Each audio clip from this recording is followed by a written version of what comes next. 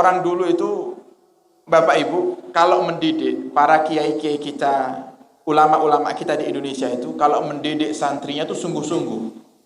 Makanya termasuk daripada kekurangan zaman kita sekarang ini, kalau kita cari guru, guru itu banyak. Kita cari guru, guru itu banyak. Tapi kita cari guru sekaligus murabbi, guru yang juga sekaligus pendidik, ini yang sudah mulai jarang. Kalau guru banyak. Nah, siapa guru yang mengajarkan kepada kita ilmu? Cuman kadang tidak semua guru itu bisa mendidik. Pokoknya ngajar. Banyak. Tidak hanya dalam urusan dalam urusan agama saja, kita lihat dalam urusan ilmu dunia, sekolah-sekolah itu guru banyak. Di sekolah-sekolah anak-anak jenengan gurunya banyak. Cuman kebanyakan para guru sekarang ini tugas mereka hanya mengajar. Urusan nanti santrinya itu dengarkan apa tidak, itu dia tidak ngurus. Pokoknya aku ngajar tepat waktu, selesai tepat waktu, pulang digaji. Nah, ini penyakitnya guru zaman sekarang. Kalau guru zaman dulu itu mereka menjadi guru sekaligus murabbi. Bedanya apa? Kalau murabbi itu berusaha untuk menyelamatkan murid-muridnya. Jangan sampai ada satu muridku yang tidak sukses dunia akhirat. Nah, itu namanya murabbi. Nah, kita lihat contohnya Sunan Ampel. Sunan Ampel. Sunan Ampel itu punya murid yang dikenal dengan sebutan Mbah Bolong.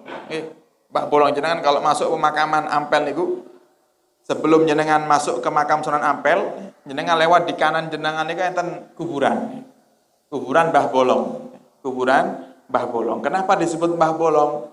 Dulu waktu menentukan daripada arah kiblat, Mbah Bolong ini mencoba memastikan ini kiblatnya wis tepak napa dereng. Nah, akhirnya gimana caranya? Mihrabnya, tempat imamnya niku dibolongi, dibolongi temboknya. Kemudian diintip persis lurus dengan arah Ka'bah, kelihatan Ka'bah. Lek mboten wali mboten saged ngoten niku nggih. Benjing nyoba jenengan dedel niki nggih. Jenengan intip kira-kira ketok Ka'bah napa mboten? Temboke wong nggih. Nah, ini wali. Wali itu namanya karomah. Namanya karomah. Kemudian juga ada diceritakan di makam Sunan Ampel itu juga ada makam satu orang, termasuk muridnya Sunan Ampel, pembantunya. Ibarat kalau sekarang santri khidmahnya Sunan Ampel. Itu ada satu makam, satu nama, tapi jumlahnya 9. Jumlahnya 9, makamnya ini jajar, jumlahnya 9. Ya, kita tanya dalam sejarah itu ternyata dulu ketika pembantunya Sunan Ampel ini meninggal, masjid ini kotor, banyak daun-daun.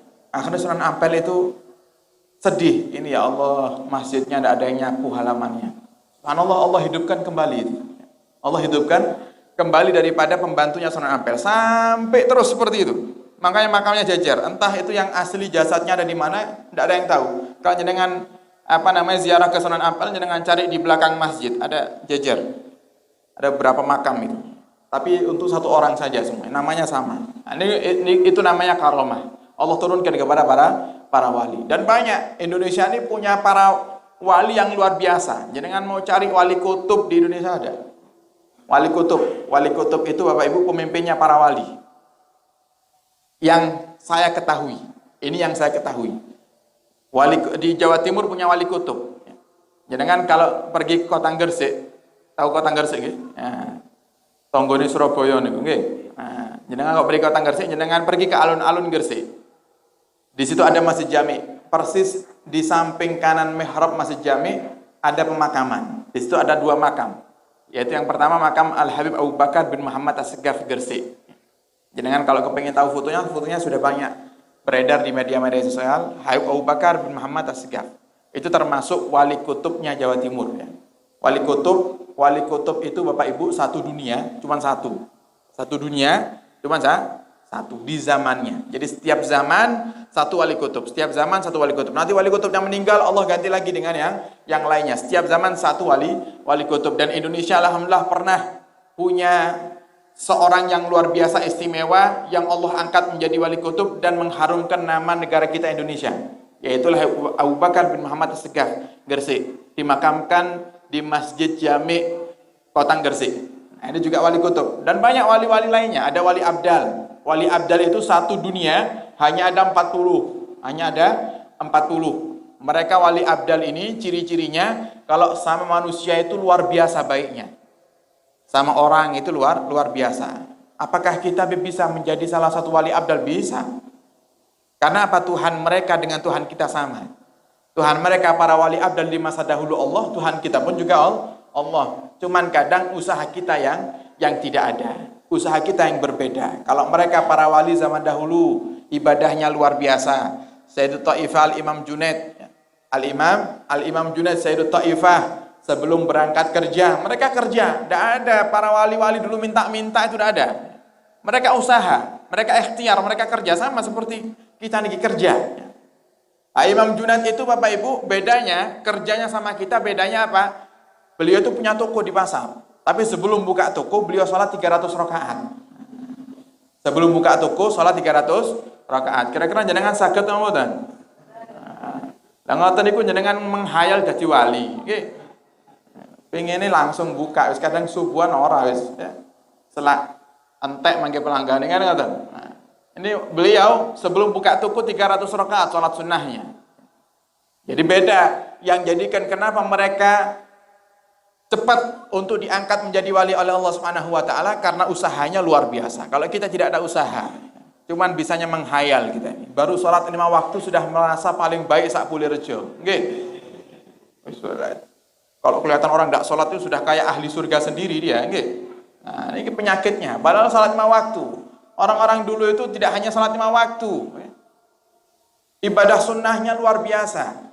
Para sahabat ya, sholat Sayyidina Utsman bin Affan. Sholat 2 rakaat, rakaat pertama hatam Quran, rakaat kedua hatam Quran. Kira-kira jenengan tahu napa mboten? Tarawih rada suwe titik wis ngamuk, nggih. Coba.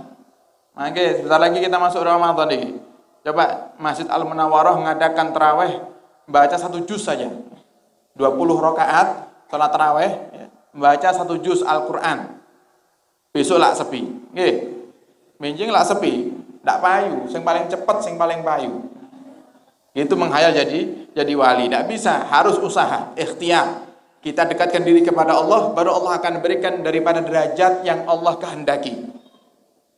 Jadi kalau ada mukjizat yang dimiliki oleh para nabi di zaman dahulu kok belum nampak atau tidak nampak di zaman kehidupan Nabi kita Muhammad, maka Allah akan tampakkan melewati umatnya, yaitu umat yang terpilih, yaitu para wali-wali Allah dengan sebutan bukan mukjizat tapi karamah.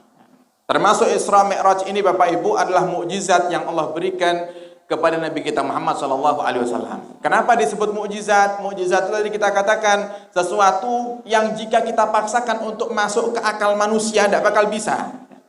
Makanya sekarang ini ada beberapa mahasiswa yang mencoba untuk mengarang-arang kisah Isra Mi'raj agar masuk di akal, tidak bisa. Akhirnya aneh jadinya. Akhirnya jadi bahan lelucon. Tidak bisa, tidak semuanya syariat Islam itu bisa kita cerna dengan akal. Tidak harus. Tidak harus semuanya syariat Islam itu kita cerna dengan akal. Makanya kata Sayyidina Ali bin Abi Thalib, Sayyidina Ali bin Abi Thalib itu sepupunya Nabi sekaligus menantunya Nabi Muhammad SAW. Beliau pernah berkata, seandainya kok syariat Islam ini semuanya sejalur dengan akal manusia, harusnya di saat kita membasuh khuf, khuf itu sepatu kulit. Kalau jenengan belajar kitab fikih niku ada namanya bab sepatu kulit. Lubsul khufain. Memakai 2 sepatu kulit. Tapi bukan sepatu kulit yang dijual di Indonesia, beda nih. Sepatu kulit yang dulu dipakai sama Nabi kita Muhammad dan dianjurkan jika datang musim dingin. Nah, di Madinah itu Bapak Ibu, kalau musim dingin sangat dingin sekali. Musim panas sangat panas sekali. Nah, kemarin kita sempat ziarah ke makam Nabi, di sana 9 derajat sampai 10 derajat. Sangat dingin sekali. Jangan lek pakai AC niku 16 derajat niku pun paling dingin niku, okay? Dan sangat dingin. 16 derajat itu sudah dingin sekali. Ini 10 derajat. Jadi bibir itu sudah pecah-pecah. Orang yang tidak kuat bisa keluar darah mimisan atau keluar darah di telinganya. Jadi kalau di Madinah itu kalau sudah datang musim dingin sangat dingin sekali. Makanya dulu Nabi kita Muhammad memberikan keringanan kepada para sahabat yang tidak kuat dingin bisa pakai sepatu khuf. Sepatu khuf itu sepatu kulit, bukan sepatu kulit yang ada di Indonesia. Kalau sepatu kulit ada di Indonesia ini sudah dicampur aduk dengan gabus, dengan kain, ada tatakannya. Ini murni kulit, semuanya kulit.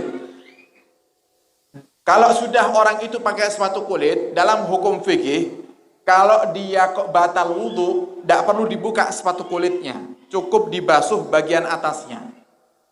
Tapi jangan salah paham, jangan disamakan sepatu kulit ini dengan kaos kaki, berbeda.